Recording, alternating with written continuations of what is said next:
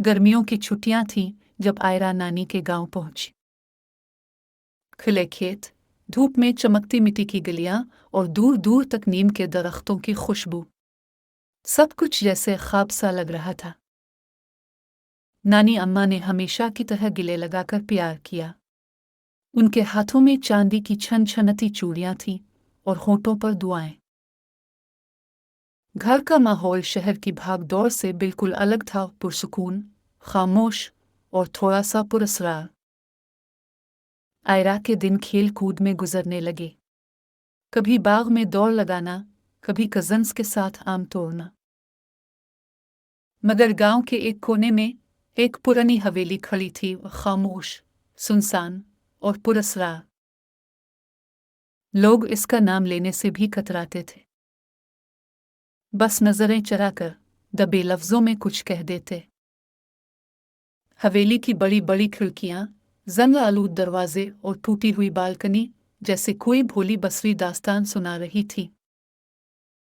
एक दिन शाम को जब आयरा नानी के साथ बरामदे में बैठी थी, उसने पूछ ही लिया, नानी अम्मा, इस हवेली में कौन रहता था? नानी की हंसती हुई आंखें अचानक संजीदा हो गई। अब वहां कोई नहीं, बेटी, और जाना भी मना है, खासकर रात को। फिर सबने ताकीद की कि वादा करो, कभी इधर नहीं जाना। आयरा ने सर हिला दिया, लेकिन दिल के किसी कोने में तजस्सुस जाग गया। दिन तेजी से गुजरने लगे। रातों को कजन्स के साथ बैठकर भूतों की कहानियां सुनना, चुपके से डर जाना, सब कुछ मजे का था। मगर हवेली हमेशा दूर, छपी छपी सी रहती थी। फिर एक रात कुछ अजीब हुआ। आधी रात को आयरा की आंख खिड़की की हल्की सरसराहट से खुली। चांदनी की मध्यम रोशनी अंदर आ रही थी और दूर से किसी के हंसने की बहुत हल्की आवाज आ रही थी, जैसे कोई सरगोशी कर रहा हो। आयरा दबे कदमों खिड़की तक गई और बाहर झांक। और फिर इसकी सांस रुक गई। हवेली की छत पर दो दुल्हनें बैठी थीं, लाल लहंगे पहने, चमकती चुनरियां ओढ़े, जेवरात में दमकती हुई। वो आहिस्ता आहिस्ता बातें कर रही थी और मध्यम हंसी गूंज रही थी। लेकिन अचानक दोनों खामोश हो गई। और फिर दोनों ने धीरे धीरे अपनी गर्दन घुमाकर आयरा की तरफ देखा। आयरा का दिल जोर जोर से धड़कने लगा। फिर एक दुल्हन ने सर हिलाया और आहिस्ता आहिस्ता बगैर जिस्म को हरकत दिए हवा में तैरती हुई आयरा की खिड़की के करीब आने लगी। आयरा ने साफ देखा, खोखली आंखें और एक खौफनाक मुस्कुराहट। इससे पहले कि कुछ समझ पाती, आयरा की चीख निकल गई और सब कुछ अंधेरे में डूब गया।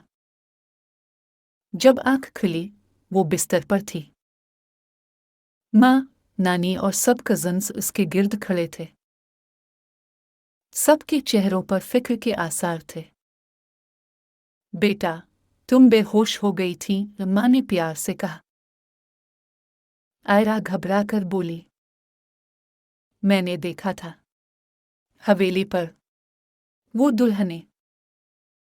कमरे में खामोशी छा गई। नानी अम्मा ने आहिस्ता से कहा, हमने मना किया था ना, वो हवेली खाली नहीं है।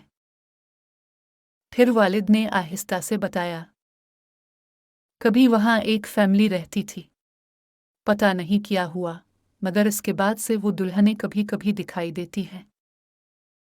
खूबसूरत, लेकिन शापत बदरू हैं।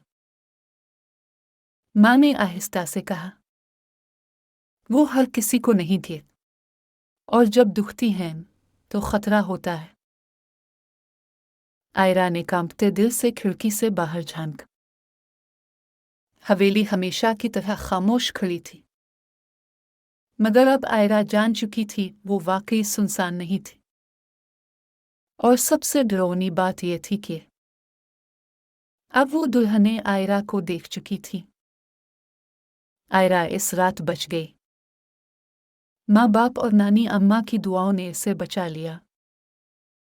لیکن حویلی کی وہ کھوکھلی آنکھیں اور خوفناک مسکراہٹیں برسوں تک آئرہ کے خوابوں میں آتی رہیں۔ یہ واقعہ کبھی بھولا نہیں جا سکا۔